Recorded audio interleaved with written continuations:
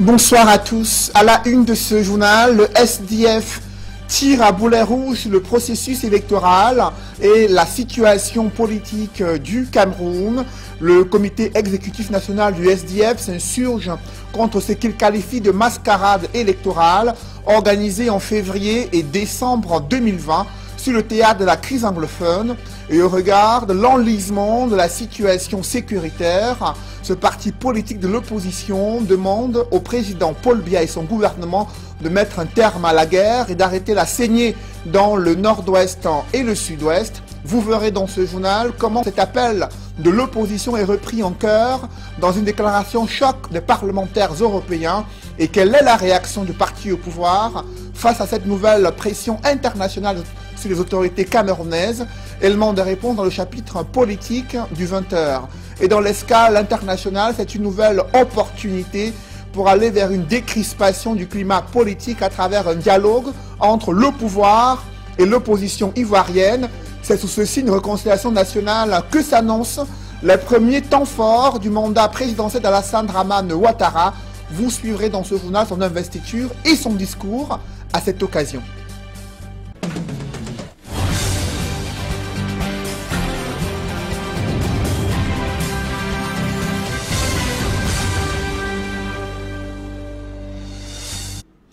Merci de suivre cette édition complète de l'information sur Equinox Télévision. Le SDF peine à digérer sa débâcle électorale après le double scrutin de février 2020.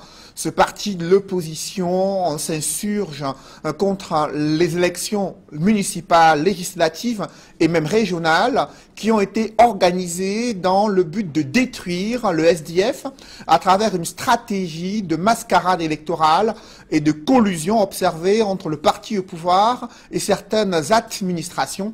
C'est du moins les réactions du comité exécutif national du SDF réuni en session ordinaire à Yaoundé. Ce parti politique interpelle le chef de l'État sur les enjeux de mettre un terme à la guerre dans le nord-ouest et le sud-ouest. Il égrène un chapelet de critiques à l'encontre de la gouvernance actuelle du pays. Compte rendu, Emmanuel Diop et Aïk Cyril.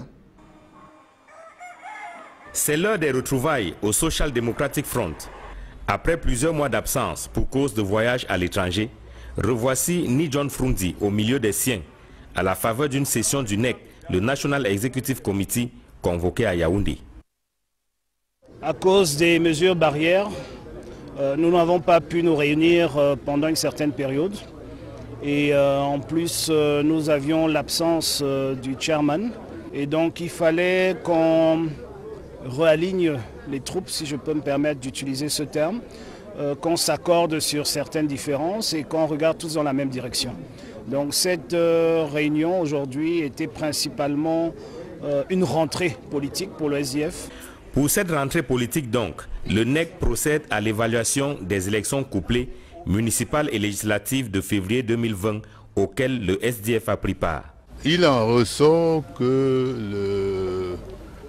le régime de Yaoundé a organisé une mascarade dans les régions du nord-ouest et du sud-ouest. Et nous avons décidé de dénoncer tous les actes d'intimidation, toutes les anomalies qui ont eu lieu sur le terrain, tous les attaques, les enlèvements dont nos candidats ont fait l'objet. Face à ce qu'il considère comme une parodie d'élection, le SDF annonce une riposte appropriée. Nous avons décidé de préparer une réponse, n'est-ce pas, proportionnelle à ce qui s'est passé. Pour ce qui est des régionales du 6 décembre dernier cette fois, le SDF annonce une session spéciale du NEC en début d'année prochaine afin de tabler sur le cas des camarades ayant outrepassé le mot d'ordre de boycott du parti. Nous n'avons pas abordé les dossiers, les questions disciplinaires parce que les camarades qui ont violé les consignes du parti vont faire l'objet, n'est-ce pas, de procédures disciplinaires. Et ça, c'est réservé au prochain NEC qui aura lieu au mois de février. Au-delà des retrouvailles autour du chairman, le National Executive Committee du SDF tenu à Yaoundé entend remettre le parti sur les rails après les échecs répétés à la présidentielle 2018 et aux législatives et municipales 2020.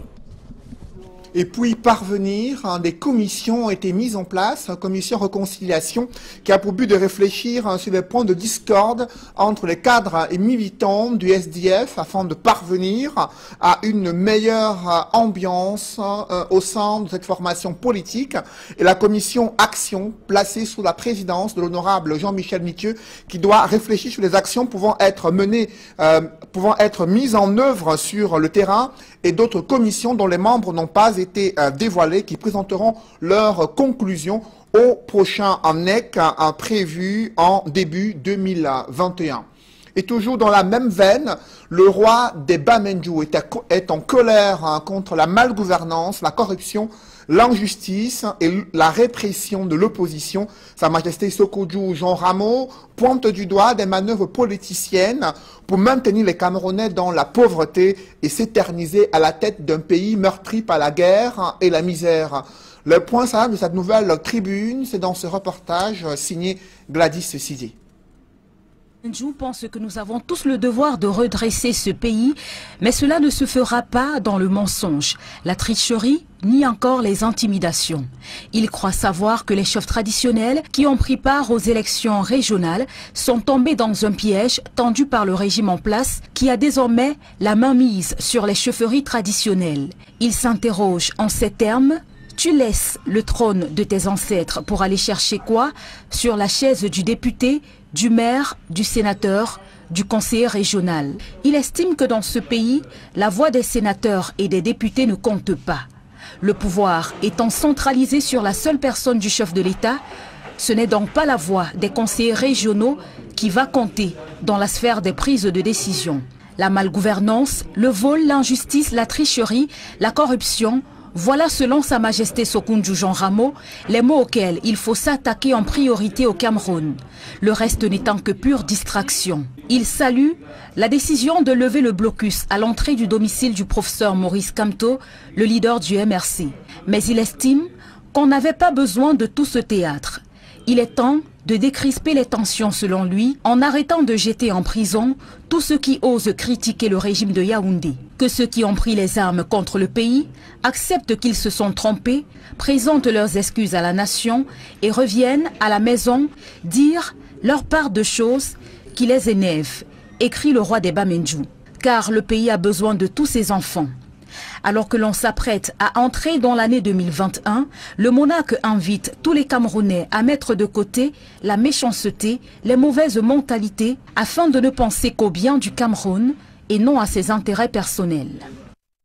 Devant cette multiplication des actes de répression des leaders politiques, les opposants critiquent le règne de la dictature au Cameroun. D'autres y voient une collusion entre le pouvoir exécutif et le pouvoir judiciaire pour museler les opposants très critiques et très acerbes contre la malgouvernance dans le pays. Pour les tenants du pouvoir et les partisans du RDPC, il s'agit plutôt d'une stratégie de prévention afin d'éviter que les porteurs de projets insurrectionnels ne puissent mettre en exécution leurs différents desseins. Des précisions avec Flavien Valondongo. Le dispositif sécuritaire qui entourait l'assignation à résidence, le professeur Maurice Kamto, est levé.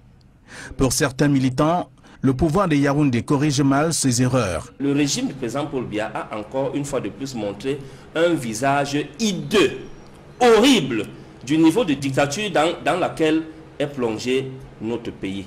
Et c'est dommage parce que nous pensons que le Cameroun peut faire mieux.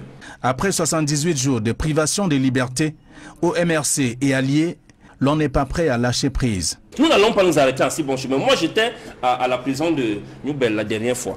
J'ai vu d'autres camarades qui sont incarcérés là-bas. Les gars ont un moral d'enfer. Mais j'étais étonné.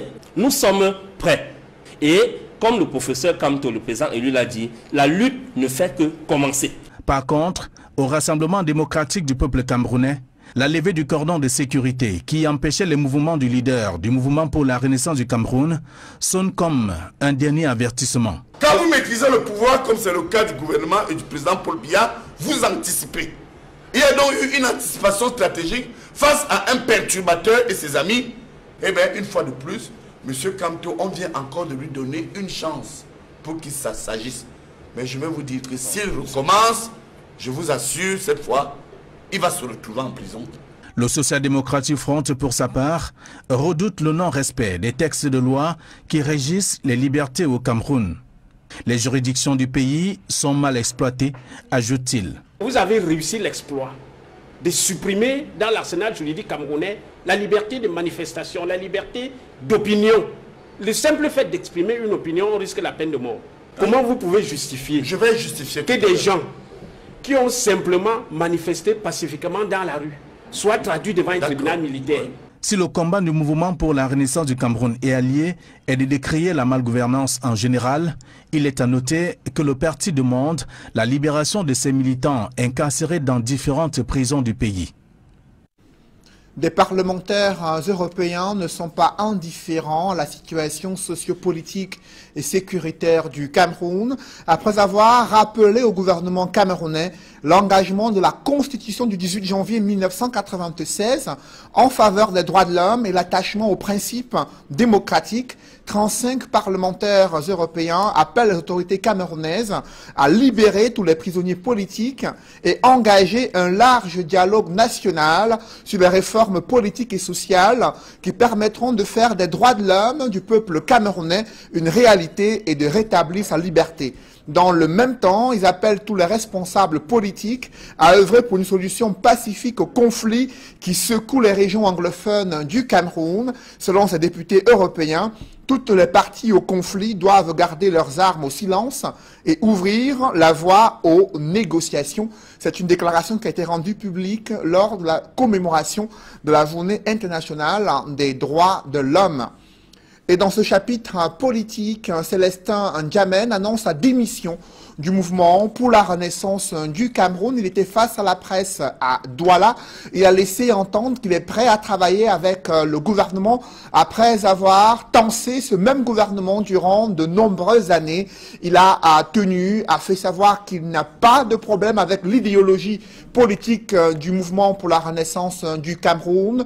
Il ne partage pas les stratégies qui ont été mises en œuvre depuis quelques années. Je vous invite à suivre Célestin N'Djamène qui annonce sa démission du MRC 2 ans après avoir été dans ce parti qu'il présentait comme le parti qui pouvait challenger le RDPC et pouvoir prendre le pouvoir au Cameroun. Je vous invite pour vous annoncer aujourd'hui que je quitte le mouvement pour la renaissance du Cameroun. J'ai la conviction, et il y a des témoignages qui viennent même d'ailleurs du directoire, que cette décision de boycott, qui a ses effets négatifs jusqu'aujourd'hui, a été une décision unilatérale. Rappelez-vous, Président, qu'en 1992, le SDF avait déjà boycotté. En 1997, le SDF avait déjà boycotté. Qu'est-ce que ça donne? Pourquoi refaire les mêmes erreurs aujourd'hui que nous pensions à mettre en place une dynamique qui va être ancrée sur les forces républicaines, sur une république forte, une république humaniste. Dans le reste de l'actualité, sur près de 20 000 sociétés qui gèrent les déchets au Cameroun, à peine 20 recyclent les ordures solides. Les déchets industriels sont pourtant les plus dangereux. Cette faiblesse dans la transformation des déchets est due à un cadre fiscal jugé asphyxiant pour les entreprises. Les experts proposent au pouvoir public de revoir la législation et d'aménager des facilités en matière de traitement et recyclage des déchets au Cameroun. Autre explication avec Donald Brice Kamgan et Georges Mitterrand-Dame. Les déchets organiques, plastiques, du papier carton ou électronique, le Cameroun croule sous le poids des détritus. Même pour les entreprises industrielles, le recyclage pose encore d'énormes difficultés car la loi prescrit aux sociétés de recycler leurs déchets, mais ajoute des charges fiscales, devenues des obstacles pour beaucoup. La loi du Cameroun demande à ce que chaque entreprise qui produit les emballages plastiques cherche un prestataire qui doit pouvoir se débarrasser des déchets. Mais la même loi aussi impose un droit d'assise sur les emballages. Ce qui fait que les entreprises doivent payer un prestataire par kilo de déchets ou bien par bouteille produite doivent encore repayer par bouteille une taxe à l'État de la même valeur. Ça fait double taxation. Du coup, c'est difficile pour les entreprises de pouvoir mettre la main dans la poche. La solution serait de rendre la loi sur la gestion des déchets, notamment ceux industriels, plus claire et assurer des facilités fiscales aux entreprises souhaitant s'intéresser au recyclage des déchets. Cela pourrait passer par des subventions ou une défiscalisation temporelle des importations d'équipements. Le gouvernement peut apporter des subventions aux entreprises qui démarrent ou réduire la fiscalité environnementale. Du coup, on pourrait exonérer par exemple les équipements de recyclage qui arrivent au Cameroun, on peut les exonérer taxes douanières. Mais le recyclage demande de costauds moyens que beaucoup d'entreprises installées au Cameroun n'ont pas forcément, comparé au volume de déchets de divers types que produit le pays. Avec la forte pénétration des technologies, les déchets électroniques et électriques par exemple deviennent un objet de préoccupation pour l'environnement et la santé des populations. D'année en année, il y en a de plus en plus. Aujourd'hui, une seule personne peut avoir deux téléphones à la maison, 2, 3 téléviseurs et ainsi de suite. Donc, il y en a de plus en plus.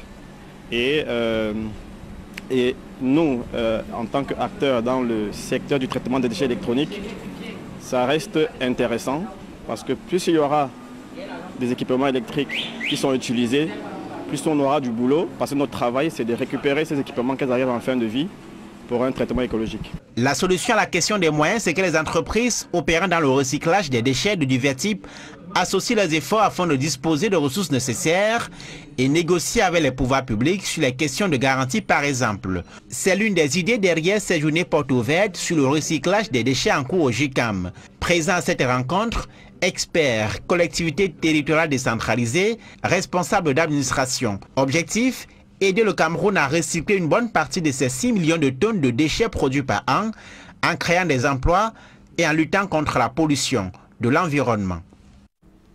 Après de multiples échecs dans l'élaboration et l'exécution des projets miniers, l'État du Cameroun veut voir clair dans l'exploration et l'exploitation des substances minérales. Une société nationale des mines vient d'être créée à cet effet. Il s'agit d'une société à capital public ayant l'État du Cameroun comme unique actionnaire. Ses missions sont entre autres de réaliser l'inventaire des indices miniers, de promouvoir la transformation et le conditionnement des substances minérales et de contribuer à la transparence dans le secteur minier au Cameroun. La gestion de la Sonamine est assurée par une assemblée générale, un conseil d'administration et une direction générale. C'est du moins ce qui ressort d'un décret présidentiel rendu public ce lundi. Nous sommes à quelques jours des fêtes de fin d'année et des Camerounais peinent à se nourrir. Et pour cause, dans la capitale économique du Cameroun, les prix des denrées alimentaires ne cessent de flamber sur les marchés. L'INS l'a observé depuis octobre 2020, une flambée des prix des produits alimentaires et même des fruits de mer, essentiellement des produits de grande consommation. Et la situation est loin de s'améliorer malgré les annonces du gouvernement visant à contrôler la fluctuation des prix dans les marchés. D'autres précisions avec François Dikoumet et Kediara. Dans sa note sur l'évolution des prix à la consommation finale des ménages à Douala en octobre 2020, l'Institut national de la statistique décrit une flambée des prix des produits alimentaires dans la capitale économique au cours du mois d'octobre. On retient notamment de ce rapport, paru en début du mois de décembre 2020, que la consommation finale des ménages augmente de 0,4%, après une augmentation de 0,2% observée au cours du mois de septembre. Une hausse qui se justifie principalement par la progression des prix de produits alimentaires de 0,9%, des fruits de 1,8%, des produits laitiers de 1,2%, ainsi que des viandes de 0,2%. Pour essayer de comparer la hausse des prix du mois d'octobre à celle observée sur le marché en cette moitié du mois de décembre, nous sommes allés faire des emplettes. La grande surprise de ce mois est la disponibilité de la tomate, pourtant inaccessible ces dernières semaines. C'est un peu le temps qu'on achetait la tomate à 13 000, 12 000. Bon, maintenant, les prix varient. Il y a quand même la tomate qui est moins chère. Par exemple, ça commence à 3 000, 3 500. Mais la bonne tomate quand même coûte cher. Oui, la bonne tomate c'est dans les 5 000. Les œufs également sont de retour pour le plus grand plaisir des consommateurs. 1900, 1800 même. Les mêmes avions qu'on vendait à 2500. Et que par mois, ça finissait, mais on ne retrouvait même pas un plateau sur le marché. Pour ce qui est des viandes, le poulet qui a subi d'importantes augmentations il y a plusieurs semaines de cela se vend de nouveau bien, même si les prix pourraient grimper en ces temps de fête. Le poisson également ressent de légères hausses sur le marché, mais les ménagères continuent de le consommer de façon plus ou moins régulière. Quant à la viande de bœuf, les bouchers eux-mêmes expliquent. Le ravitaillement c'est un peu élevé, mais pour l'instant le boucher maintient encore le prix de viande en détail. Donc la viande reste encore à 2500 et 3000 et 2800 pour certaines personnes. Par contre, l'oignon et l'ail, aromates prisés pour des plats odorants, sont en ce moment hors de prix. L'ail, on achetait le kilo à 2000. Oui. Maintenant, c'est 3000, 3500. Et c'est même pas la bonne qualité même. Donc, je préfère vendre ce qui est moins cher, je quitte sur ça. Pour contourner cette cherté, la ménagère essaye tant bien que mal de les remplacer par d'autres ingrédients. On essaye un peu d'acheter ce qui est abordable et d'essayer d'associer, par exemple, les oignons. Il y a des repas où nous avons pu, par exemple, utiliser l'oignon vert ou alors le poivron, n'est-ce pas, pour compenser un peu l'oignon qui est actuellement assez cher. L'huile raffinée, autre élément incontournable d'une cuisine bien juteuse, subit lui également une augmentation. Et l'huile 1,5 litre, on vendait à 1350, mais ça a augmenté jusqu'à ce qu'on va maintenant à 1500, même 1600, même 1700. Maintenant, si on peut vendre à 1350 parce que c'est trop cher. Le riz, élément de base de la cuisine de plusieurs Camerounais, devient de plus en plus cher aux grandes dents des consommateurs. Oui, il y a eu augmentation pour ça, c'est vrai. Le prix, comme par exemple le riz Oncle Benz là, c'est un peu rare au marché et le prix aussi est trop élevé. Et il y a aussi le riz, l'ancien riz qui est à 22 000. Comme avant, c'est le riz qu'on achetait à 19 000, 18 500. Ces augmentations de prix rendent la vie difficile à la ménagère qui devra désormais réajuster ses besoins et peut-être même son budget. Un présumé trafiquant d'ossements humains mis aux arrêts à Garoua, dans la région du Nord, Bouba, 24 ans, a été interpellé lors d'un contrôle de routine effectué par les éléments du GMI numéro 4. Dans son sac à dos se trouvait tout un squelette qu'il s'apprêtait à pouvoir écouler sur le marché noir. Le récit des faits avec Olivier Tsefo, François Dikoumet et Julienne Berthebissaille. Dans la cour du groupement mobile d'intervention numéro 4 de la région du Nord, un squelette humain transporté par le jeune Bouba Amidou. Parti de Kaïkaï, son village natal dans l'extrême nord Cameroun, il est interpellé lors d'un contrôle de routine à l'entrée de la ville de Garoua, en possession d'un sac contenant une marchandise d'un autre genre qu'il s'apprêtait à écouler au marché noir. Son attitude suspecte va amener les forces de maintien de l'ordre à procéder à une fouille systématique. Alors que les volontaires étaient en train de servir au niveau du contrôle mixte, police gendarmerie, à l'entrée de la ville, ils interpellent un véhicule, un car, provenance de Maroua, à destination de Garoua, et qui devait par la suite se rendre à Nambo. Un car dans lequel se retrouvait ce monsieur Bouba Amidou, âgé de 24 ans. L'identité n'est pas bien sûre parce que vérification faite, on découvrira qu'il était porteur de la carte nationale d'identité de M. Sali Aboum. Et donc, une carte nationale d'identité qui lui appartenait. C'est juste pour contenir vigilance et non dispositif. Interpellé, il était porteur d'un sac. Il reconnaît que c'est son sac et quand on lui demande le contenu, il dit que c'était les médicaments qui se trouvaient à l'intérieur du sac. Conduit au groupement mobile d'intervention numéro 4, il passe aux aveux complets après des heures d'interrogatoire. En cette période de fête de fin d'année où l'insécurité bat son plein dans plusieurs villes du pays, les forces de maintien de l'ordre recommandent aux populations plus de vigilance au quotidien. Dans l'escale internationale, c'est sous signe de réconciliation nationale que s'annonce le mandat présidentiel d'Alassane Dramane Ouattara, lors de son discours d'investiture ce lundi en Côte d'Ivoire.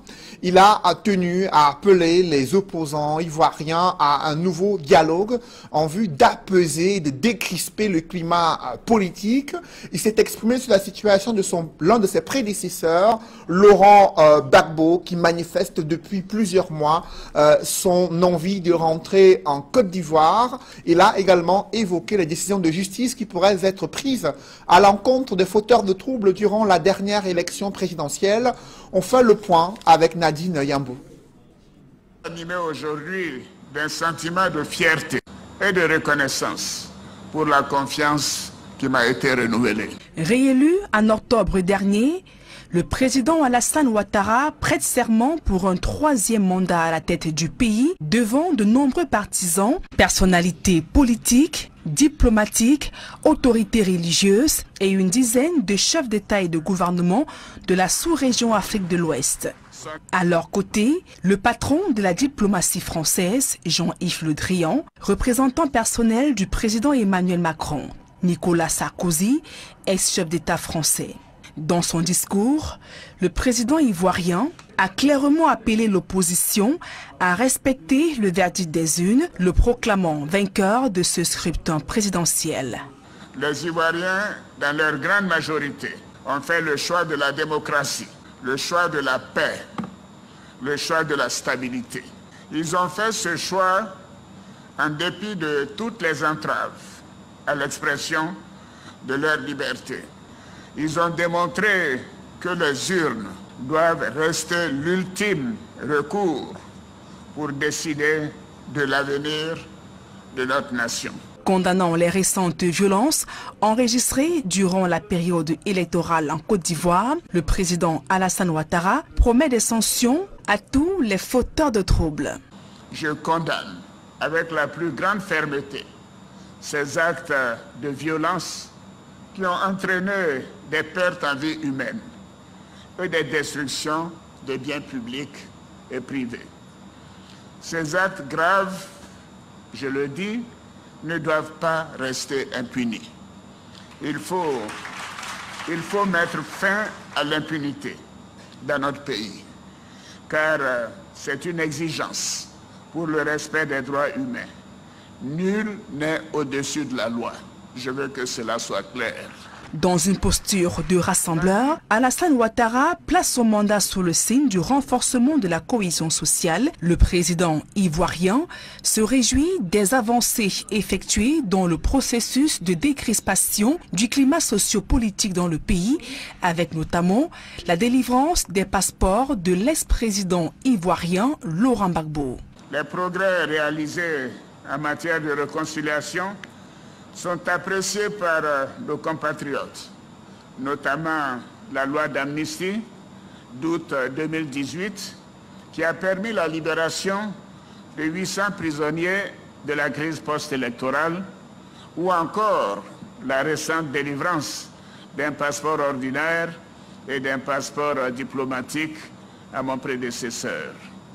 Afin de consolider davantage la cohésion nationale, j'envisage de créer un ministère en charge de la réconciliation nationale dans les prochains jours. L'opposition ivoirienne a boycotté cette investiture du président Alassane Ouattara. La coalition de l'opposition refuse toujours de reconnaître sa victoire comme le président de la Côte d'Ivoire. Henri Konan Bédié, chef de file de l'opposition, avait récemment mis fin à la transition et appelé au dialogue national pour résoudre les conflits nés de la présidentielle.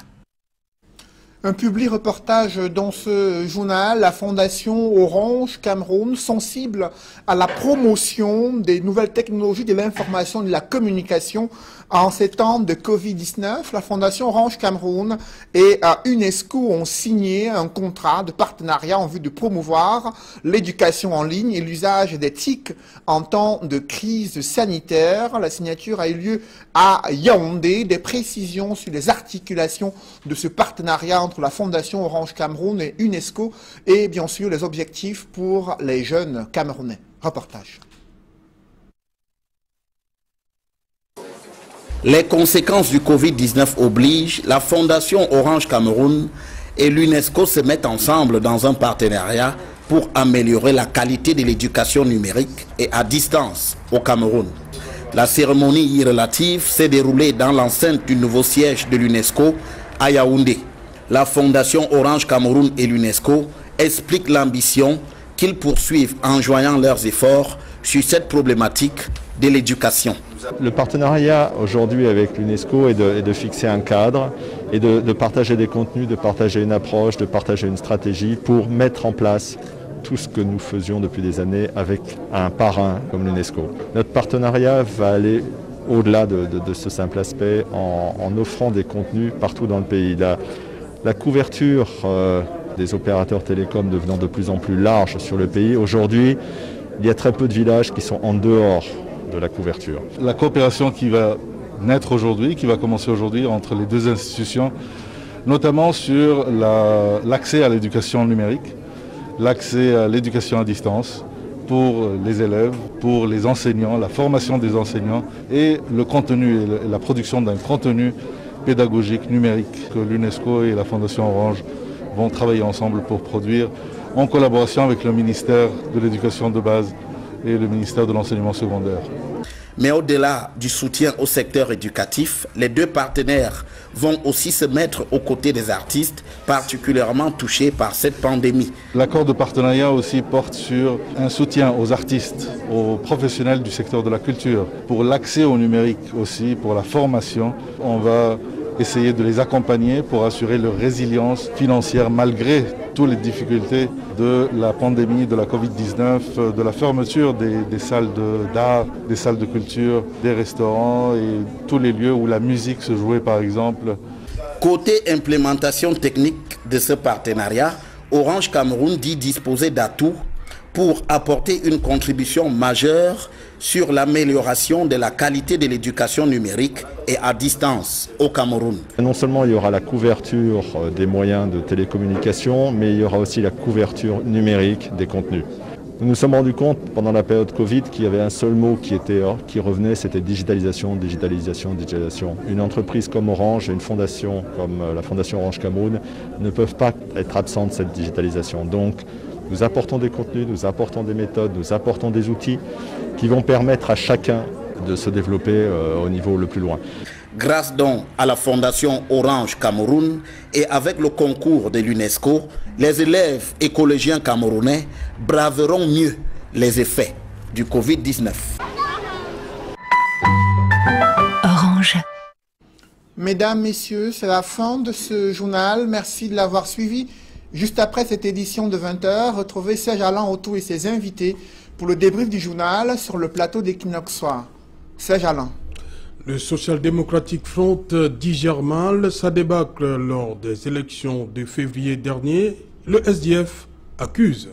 Et il pointe un doigt accusateur sur le parti au pouvoir et l'administration soupçonnée de collusion durant ces élections organisées sur le théâtre de la crise anglophone dans le nord-ouest et le sud-ouest, avec pour objectif de détruire le SDF dans son bastion électoral. Ce parti politique parle de mascarade électorale organisée durant le mois de février 2020. Vous le savez, ils avaient obtenu la reprise partielle des élections dans cette partie du Cameroun et ils déplorent le fait que les élections régionales étaient organisées alors que de nombreuses affaires étaient encore pendantes devant les juridictions concernant le contentieux post-électoral. Face à cette situation, le NEC du SDF demande la fin de la guerre dans le nord-ouest et le sud-ouest et appelle le chef de l'État à libérer également les prisonniers arrêtés dans le cadre de la crise anglophone et de mettre un terme à la saignée dans le nord-ouest et le sud-ouest. Voilà justement, madame, monsieur, c'est donc l'essentiel, l'Equinox Soir, deuxième partie. Bonne soirée à vous, Cédric. Bonne soirée à vous, Serge Alain. Rendez-vous demain. 20h. Dans un instant donc, la suite, Equinox Soir.